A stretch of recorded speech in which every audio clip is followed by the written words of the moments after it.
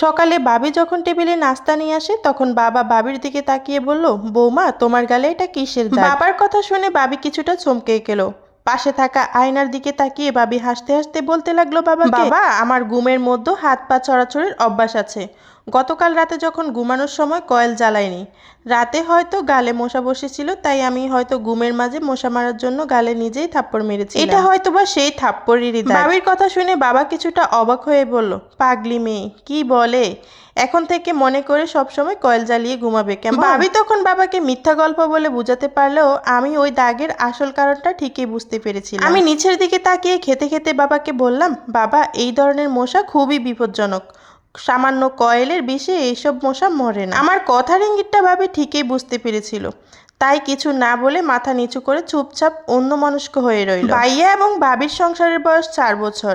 প্রথম প্রথম সবকিছু ঠিকঠাক ছিল, কিন্তু হুট করে আমার মা মারা যাবার পর থেকে ঝামেলা শুরু হলো। এখন ভাবি সামান্য একটু ভুল করলে ভাইয়া ভাবির গায়ে হাত তোলে, অকথ্য ভাষায় গালাগালি করে।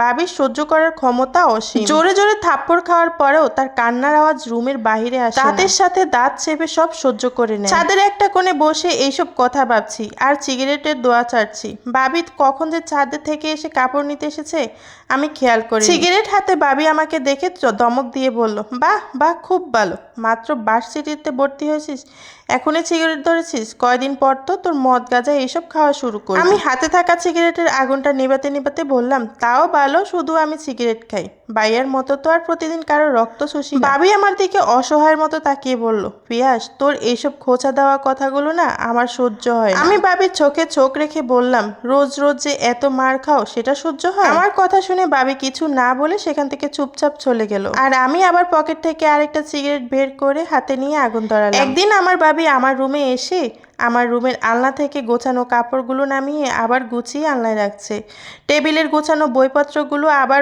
গোছাচ্ছে। ভাবির এইসব কাজকর্ম দেখে আমি কিছুটা অবাক হয়ে ভাবিকে বললাম, ভাবি তুমি কি কিছু বলবে? ভাবি আমার পাশে বসে আমতা আমতা করে বলল, পিয়াস তোর কাছে কি 1000 টাকা হবে? আমি কয়দিন পরেই তোকে দিয়ে দেব। তোর ভাইয়া আজকে একটু রেগে আছিল তো, তাই আমি টাকা চাইতে পারিনি। আমি কিছু না বলে ভাবির হাতে 1500 টাকা দিলাম।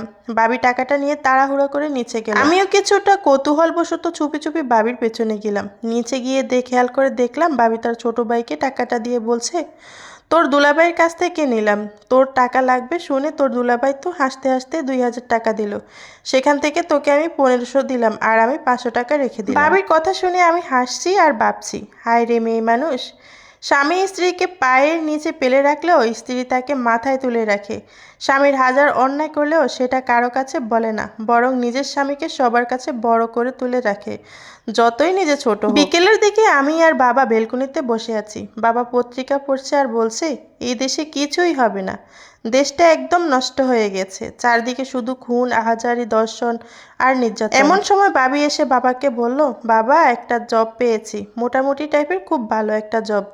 ভাবির কথা শুনে আমি হাসতে হাসতে বললাম, তুমি জব পেয়েছো সেটা এমন অসহায়ের মুখে বলছো কেন? আমার কথা শুনে ভাবি নিচু গলায় বলল, আমার এই চাকরি করার ব্যাপারটা তোমার ভাইয়া মেনে নিবে কিনা বুঝতে পারছি না। বাবা তখন মুচকি হেসে ভাবিকে বলল, চিন্তা করিস না মা, আমি মামুনকে বুঝিয়ে বলবো। রাতে খাবার টেবিলে বাবা যখন ভাইয়াকে ভাবির চাকরি বিষয়ে কথা বলে, ভাইয়া রেগে গিয়ে বাবাকে বলল, আমি কি কম টাকা ইনকাম করি নাকি যে তোমার বউকে চাকরি করতে হবে? বাবা তখন বলল, চাকরি কি শুধু মানুষ টাকার জন্য করে? সংসারে আমরা শুধু শুধু 3 জন মানুষ, কাজের লোকও আছে 2 জন, বৌমা চাকরি করলে সমস্যা কি? তুই তো হাজার হাজার টাকা ইনকাম করলেও বৌমাকে কখনো 500 টাকা দিয়ে বলছিস এইটা তুমি খরচ করো। মেয়েটা আজ একটা চাকরি পেয়েছে, করলে দোষ? বাবার কথা শুনে ভাইয়া আরো রেগে গিয়ে বলল, আমি চাই না আমার বউ চাকরির নাম করে অফিসের কলিগদের সাথে গিয়ে ডলাডলি করুক। ভাইয়ার এমন নিম্নমানের কথা শুনে নিজেকে আর কন্ট্রোল করতে পারলাম না।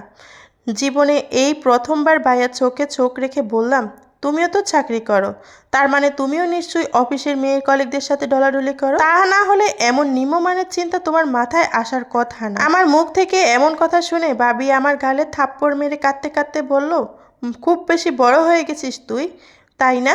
বড় ভাইয়ের কথা উপর কথা বলছিস? আমিও তখন চোখের পানি আটকিয়ে রেখে বললাম ভাবিকে, তোমার মতো মেয়েদের গলা টিপে মেরে ফেলা উচিত, কারণ তোমাদের মতো কিছু মেয়ে আছে যারা স্বামীকে মাথায় করে রাখে, যার ফলে ভাইয়ার মতো কিছু কাপুরুষ সেটার সুযোগ নেয়। ভাইয়া যখন প্রথম তোমার গালে থাপ্পড় মেরেছিল, তোমার উচিত ছিল সেই দিনে ভাইয়ার বিরুদ্ধে নারী নির্যাতনের মামলা করা, তাহলে হয়তো তোমার দ্বিতীয়বার থাপ্পড় দেওয়ার আগে একটু হলেও সে ভাবত। সেদিন বাবার দিকে তাকিয়ে বললাম, তুমি দেশ নষ্ট হওয়ার কথা বলছিলে, অথচ তোমার ঘরটা যে নষ্ট হয়ে গেছে সেটা একবারও ভাবনি। এই কথা বলে ঘর থেকে বের হয়ে গেছি আমি।